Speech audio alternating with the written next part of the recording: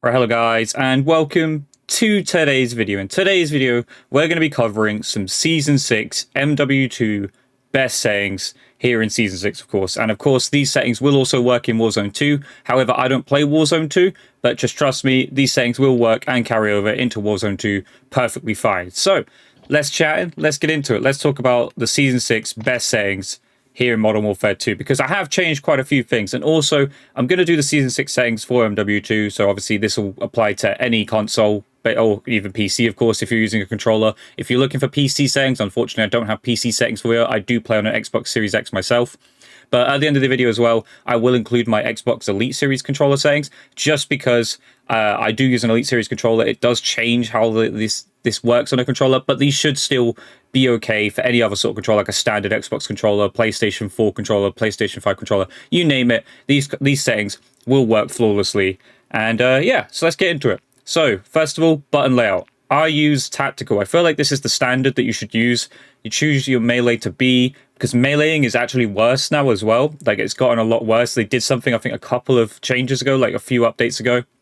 And meleeing isn't too great here in Modern Warfare 2, so I wouldn't do that. And same with Warzone. It's not great, and you'd probably be better off being able to slide, dive, you name it, crouch, whatever it is you need to do. But yeah, change your button layout to tactical. It's the best button layout. It's simple as that. Bumper King, I don't use this. Stick layout, again, default. Controller vibration, have this off. Do not play with controller vibration. I know some of you do, but you do not want your controller vibrating in your hand. That, trust me, you will infinitely. It'll feel weird at first, but trust me, you take that vibration off, your controller won't be bouncing around your hand, and plus you'll increase the lifespan of your controller. Like, having the controller vibrate around, eventually you're gonna break it. Anyway, so yeah, definitely turn off your controller vibration. Not needed. Doesn't help whatsoever. This here, these are the settings you guys are probably come for. Aim assist, sensitivity, stuff like that. So horizontal and vertical, I keep this to 5.5. Keep your ADS sensitivity multiplier to 1. I know some people do this, like change it down and then have these set to like 8 and 9. That's great if it works for you. Like, you can change the settings to obviously your preference and, make it more suited to you if you feel this doesn't work for you. However, I feel like having it on a 1 and the sensitivities beyond the same is just a more consistent feeling compared to being on, say, you're going around looking around at 8 sensitivity, and then when you go to aim, your sensitivity feels like a 5 because you've got this set to 0.7. Again, if it works for you, perfectly fine, keep it that way. But if it doesn't, and you're looking for, a way to have a more consistent aim, I would do something like this. Between 5 and 8 is what you should go for, and then keep this at a 1.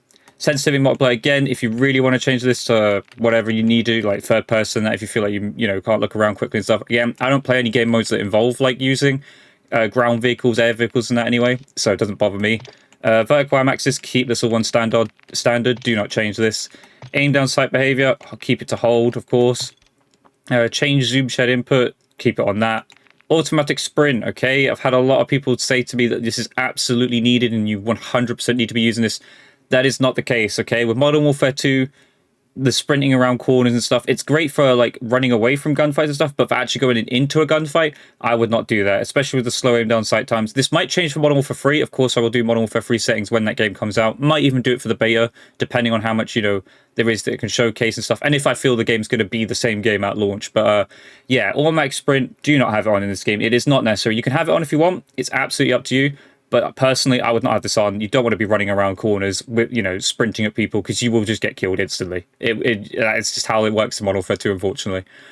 Equipment behavior, keep that on hold. Weapon mount activation, double tap ADS, so you're not accidentally mounting onto things when you don't want to be. Like, there's moments where you want to, hold an angle, but you don't want to be on the wall, so you kind of strafe left to right on the wall.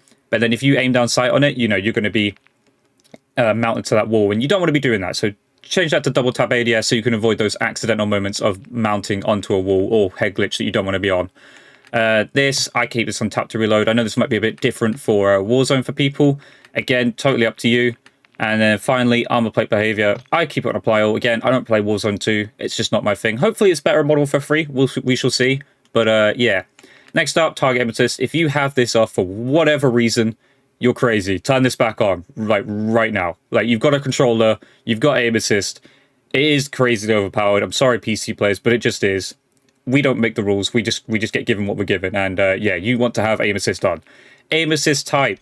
I have it on Black Ops. You can have it on either default or Black Ops. Do not use these. These are absolutely terrible. They may sound like they're better. Trust me, they're not, because you miss out on certain mechanics, such as being able to strafe and keep aim assist. Like these, I'm pretty sure don't do that. So yeah, Black Ops and default. I go with Black Ops. It's crazily overpowered. I don't know why. It's just insane. It seems even stronger in Season 6. I don't know why. I don't know if they even know they're intentionally doing it. It just keeps happening. Black Ops is by far and away the best aim assist. Default, it's a nice aim assist. It's not too much. It's not too little. It's quite a perfect balance, but I like to go with Black Ops. The aim assist is just crazy, and you get some crazy kills because of it, because it does just aim for you. And that's the honesty of it. Black Ops is so overpowered, it just aims for you. Third person ADS correction type, could on assist. Aim response curve type, this is the best thing in the game. You should go into every Call of Duty with this that has it. Dynamic, by standard. However, linear and standard, like, these aren't terrible. Even linear is not terrible. And if you have an Elite Series controller, linear is not actually a bad option. But dynamic is the wave. Dynamic is definitely the best of both worlds. It allows you to have those little micro adjustments whilst being able to make those very quick snaps that you want to make as well. Again, dynamic, just put it on. Thank me later. ADS multiplier, keep it to 1. Transition timing, instant. You want that ADS sensitivity happening as soon as you aim down sight. You can do this if you want to. It's custom sensitivity per zoom, so this will, is useful more for snipers and stuff. I personally don't have that on. Doesn't really do anything for me. I don't snipe too often either. Input dead zones. This is quite important. This does kind of affect how this responds to you. This will also depend on your controller, like how long you've had your controller realistically. If you've got a pretty relatively new controller, you could probably set this to 0.3 for a little while. But if you want to have a consistent feeling and not have to change this at any given point, and have your controller be the same feeling, keep it on 0.05. I've got a relatively new controller. I did actually get a brand new Elite Series controller. My warranty was still available for my old Elite, which I did have for 2.5 years. So it did last a very long time.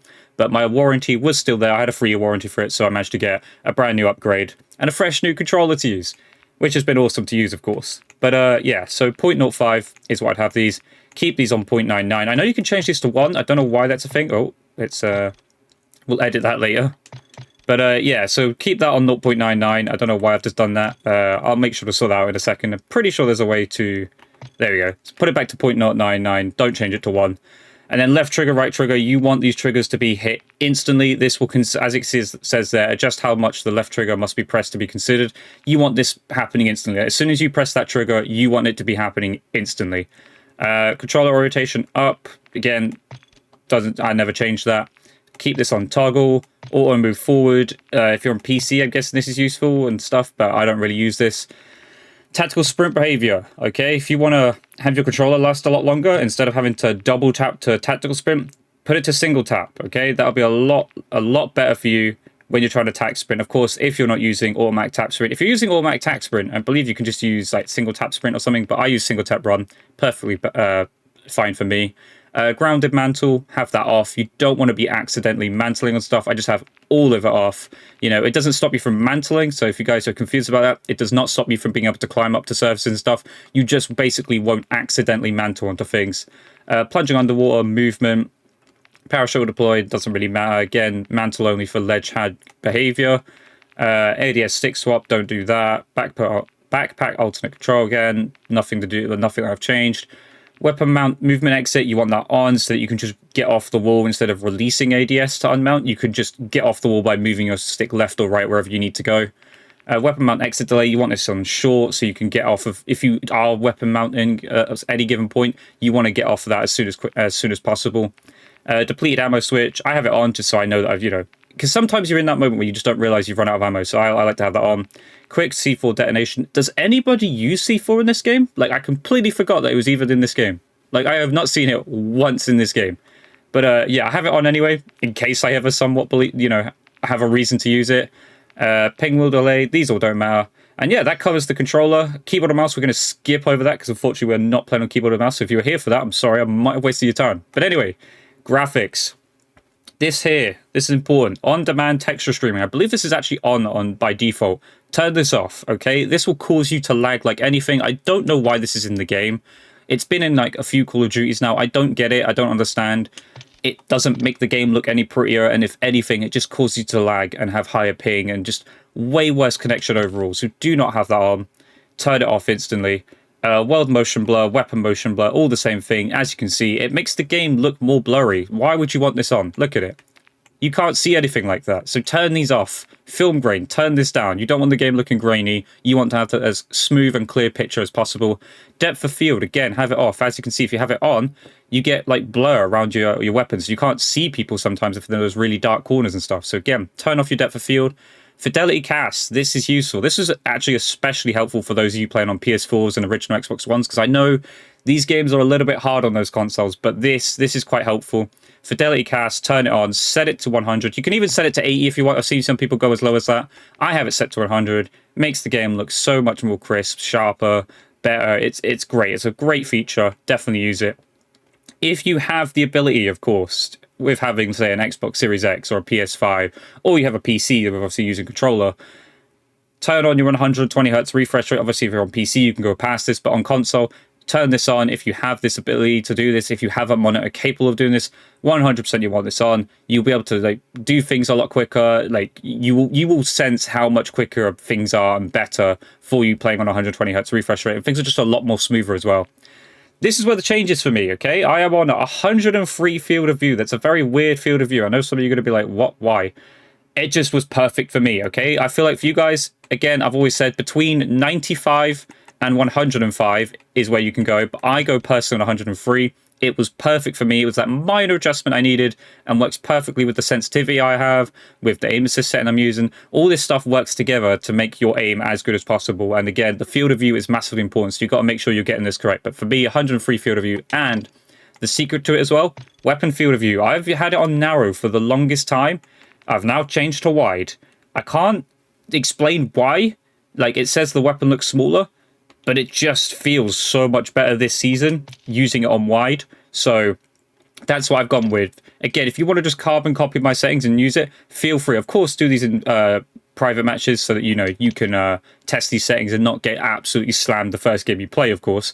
Go into a private match, use these settings. You'll understand how much better wide is for some reason. Again, I can't understand. It just feels better and smoother than narrow at the moment. I don't know why that is. Third person field of view doesn't matter. I don't really play third person modes.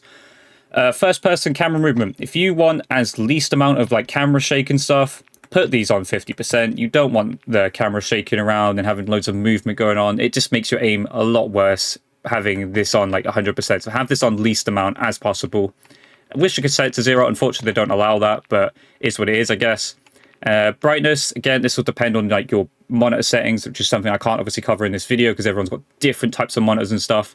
But I use 47. It just looks better for me. It's the perfect balance. Make sure, basically, use this as a guide. Have that obviously not visible, barely visible, and easily visible. Make sure you've got it set to how you can see those, how you're supposed to see those. Safe area. I have these on minimum, okay? I know some people like to have them on max. You don't want to do that. The reason you want to have them on minimum, you see like your minimap and that, even though like obviously red dots don't really work in this game. However, MW3, red dots are making a comeback. Well, hey, right? But anyway, the minimap, okay? You want to see, it is still useful. You want to see where your teammates are. You want to see where your teammates are getting killed from and stuff. The minimap can still be useful. And if you have it more closer to the center of the screen, you're not having to look up to the top left corner every time. You could just look slightly to the top left and still be able to see the center of your screen. It's a lot better than having it set all the way to the top left where you have to like move your head up or just stroll your eyes over. You can just see it straight in your field of view without having to adjust your head or move your eyes from the center of the screen. Eco mode, they added this at some point. I've changed this to off just because I know like Infinity Ward's done some weird things, and this, it says like it's it's power saving stuff. It says it doesn't impact it in-game performance. I just don't want to take that chance. Again, I don't know. Infinity Ward sometimes mess things up. So personally, I just have this off. Again, if you want to have it on, feel free, but I just don't trust it not affecting your in-game performance. Next up, audio. Nothing too crazy here. Headphone bass boost 100. 0 for gameplay music. Of course, this is all for footsteps. Set it to Faye 100, 100, 0, and 100. I obviously have a specific SteelSeries headset with settings and stuff, which again, I can't cover in this video. But yeah, that's going to be all dependent on your headset as to whether or not you can hear footsteps as loud as I can. If not, you might want to mess around with this a little bit more. But yeah, voice chat, not important. Microphone, not important. None of that's important. And then finally, the last part that is important, we want to go to the interface, because this part here is actually useful. So these are my settings. I use filter 2. This does actually affect like visually in-game and stuff. So I have to set to filter 2 to both, 100, 100, oh, get out of that, 100, 100, and then I've done a custom palette. This is up to you what color you want for certain things. Like if you want yourself to be red, for instance, for whatever reason, you might want to be orange. I set mine to white, team to green, party to blue, enemy to red, neutral to pink. It just looks better for me, and contested to orange. And then you can have squad member colors if you want, but I'm not messing around with that. But yeah, it makes the game look visually better in game. It's great. It just brings out the colors of the game, which there weren't many to begin with, but it brings out the colors and makes it a lot better. Mini-map shape, I believe this is on square on default. You should always keep this on square. As you can see, the square has a bigger area, so you can see more, whereas the circle cuts off more. So do not use circle. Mini-map rotation I have on, so I know which way I'm facing stuff. Horizontal compass, this is useless. I don't use this. I turn it off. Crosshairs, I do have these off. I don't use them whatsoever, because what I like to use, I obviously have this on player names on full, so you can get that moment where you see the green dot and you can see people's names through stuff. And sometimes you can see them through walls, so this is actually quite useful having this on. In-game text chat doesn't really matter. Central dot, I have that on and I have it to default. As you can see, you get a little dot in the middle of your screen, which is very helpful, because when you see that, you can put it onto people before you actually aim down sight. It's very useful. Definitely learn to look at the center dot and put it onto people when you're trying to aim. And then if you're going into a game, you want to see your server latency and your packet loss, of course. And then I've seen some people, I think, where is it? They turn on some weird box that goes across their screen. Basically, don't turn on these. Just turn on these for your latency and packet loss. And yeah, also inverted flash, because it makes the screen go black and not white, and you're not going to get blinded before the age of 30. So yeah, turn on your inverted flash. But yeah, that is it. That is my Season 2 MW2 settings. Again, I don't think I'll be changing these now. This is the final season of Modern Warfare 2. I'm hoping these settings will carry over sort of to MW3, because obviously we do know MW3 is kind of built off of MW2. Of course, I will make settings for that when the beta comes across. If I do it in the beta, I don't know if I'll do it for the beta or not, because obviously things can still change after the beta. If I feel like it's going to be the same game, then I will do some settings so that you guys can get some settings for yourselves for the MW3 beta. But for now, that is the MW2 Season 6 settings. Next up, we're just going to cut across to the Xbox Elite Series controller settings. If, of course, you have the Elite Series controller. If you don't, feel free to click off the video now. There's nothing else for you to see. Unless you want to, if you're interested in getting an Elite Series controller, then feel free to stick around and have a look, because we'll be talking about that next. But yeah, hope you guys enjoyed this segment of the video. And next up, let's cut to the Elite Series 2 controller settings. Right, and hello to those of you who made it to the second segment of today's video, which is the Elite Series 2 controller / Elite Series core controller settings, because I do actually have an Elite Series 2 core controller now instead of the Elite Series 2 controller, and it's just basically, they're the same controller, okay? If you're on the fence about getting an Elite Series controller, the Elite Series 2 is perfectly fine, and also the Elite Series 2 core is a perfectly fine option too. They're the same controller. One, of course, just doesn't come with paddles and accessories. The other does come with accessories and paddles, etc. So yeah, that's the only difference. They're literally the same controller, just one doesn't have accessories, the other does. So personally, if I were you guys and you wanted the controller and you don't really care about paddles, or pro tip, you can get paddles a lot cheaper than buying Microsoft's own brand paddles. Get an Elite Series core controller. I've got the controller. Again, it's the perfectly exact same controller with no difference whatsoever. So yeah, let's get into it. I'm not going to keep you too long. I'm going to just cover the settings. I'm not going to talk about them too much, because I've done a lot of descriptions about this before, and I'm going to save more of my talk about this controller when it comes to MW3 and when I do the MW3 settings for when that game releases. Maybe the beta, maybe when the full release. We'll see. But anyway, so this is my settings. The only paddle I actually have on is on the right side. I have it set to A for jump, because that's what jump is for me. And the rest of these paddles I don't actually have in. And I'm also using a short paddle there. I'm not using a long paddle like it would show. I am using a short paddle there because it just feels more comfortable to me. So yeah, I use a short paddle, set it to A, that's for jump, and then everything else is just the same. These paddles aren't actually active at all. I don't have the paddles plugged in whatsoever. Next up, left stick, okay? This is a change, okay? I don't know why this feels better when I'm doing movement and stuff. So I've got this set to instant. I've got it set to, well, 2 more than what it is default, I believe. Actually, I think, is it about here? But anyway, I've got it set to here, and then we've got it set to radial, okay? That's for movement, all right? Because again, the movement, you just want to be quick. You want to be able to move left and right. You want to be able to strafe as quick as possible. And I found this works quite well. So if I were you guys, give it a shot. Put on instant, change your curve adjustment to that.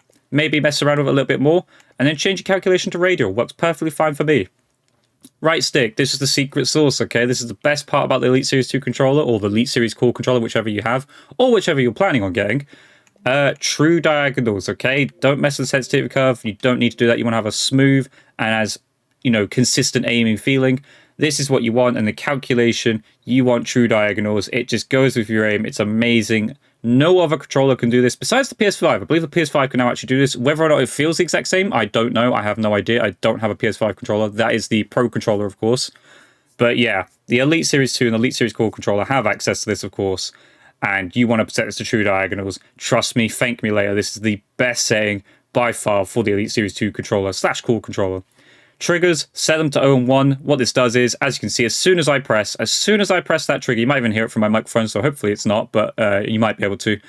As soon as I press that trigger, that is an instant press. It will do a full press. I'll be aiming, I'll be shooting instantly. So set these both to 0 and 1. Again, thank me later. Vibration, turn this off. As we explained in the MW2 settings, you don't need the controller vibrating around in your hand like crazy. You do not need it, okay? If you guys have been playing with vibration for a very long time, trust me, turn it off, set it to like completely off. First of all, you will increase the lifespan of your controller. And second of all, you'll have your aim being more precise. You don't want the controller shaking around in your hands. Like it's not going to help you aim and be more, on target, be more precise like you want to be. And then finally, color. Change it to red. Gives you more aim assist. No, I'm joking. Color is up to you. Do what you want. I have it set to really bright. It looks cool. I've got a blue core controller with the red on it. It looks pretty cool. So it's up to you what you want to do with that. But it doesn't change any settings in game, of course. It does not actually give you more aim assist. But anyway, that's the Elite Series 2 core controller or the Elite Series core controller. Again, the settings work the same for both the Elite Series 2 and the Elite Series core controller. Whichever one you want to get or whichever one you own, these settings work for both the exact same way. No difference whatsoever. Of course, like I said, one has accessories, one doesn't. That's the big difference. So yeah, hope you guys enjoyed today's video. If there's anything you want to ask down below, like questions about my MW2 settings or questions you have about the Elite Series core controller and the settings and stuff, or you're just a bit confused about things, let me know down below. I will happily answer as many questions as possible. Oh, actually, before I end, I'll talk about one thing that I do as well, because obviously you can't see it on the screen. My left stick is a domed stick, okay? I do have the accessories from my old Elite Series 2 controller on my core controller, but I have a domed stick on the left, and the right stick I have a default stick. However, on the end of it is a control freak. So I do have a tool control freak on the normal Xbox One standard default stick that it does have. So yeah, left stick, domed, and then the right stick, normal standard, but it has a tool control freak on that. So if you do have the tool sticks like you get with your Elite Series 2 controller, that will give you the same feeling as my control freak or having a control freak. The only reason I have a control freak instead of using just the standard tool stick is the tool control freak is just a lot more comfortable. It has a bit of rubber on it. I'm actually using Black Ops 4 version, so they've lasted me a very long time. It is a great product, and I massively would promote them. But I am not sponsored either by Control Freak, unfortunately. Maybe one day, who knows? But yeah, their control freaks are amazing. Absolutely great product. Once you buy one, you don't need to buy any more. After that, if you're just buying more than one, then you're probably buying them to collect or something, because you only need one. They last forever. So yeah, tool control freak on the right, on the standard stick, and again, left stick is domed. And then finally, the tensions, okay? I get a lot of questions about that as well in my previous videos. The left stick is normal tension, okay? As default out the box, do not change. The right stick, maximum tension, okay? You want that being as stiff as possible. It makes it more precise. It gives you less opportunity of like accidentally snapping over the target. It makes it easier to aim, like to be finer and have more control of your aim and just do those adjustments how you want to do those adjustments without overshooting or undershooting how your aim and stuff. So yeah, that's it. That's all there is to the Elite Series 2 controller and Elite Series controller core controller settings. Again, like I said, any questions, leave them down below. I'll happily answer them. But yeah, I hope you guys enjoyed today's video. If you did, leave a comment, leave a like, subscribe notifications on. I'll catch you guys in the next video. Goodbye.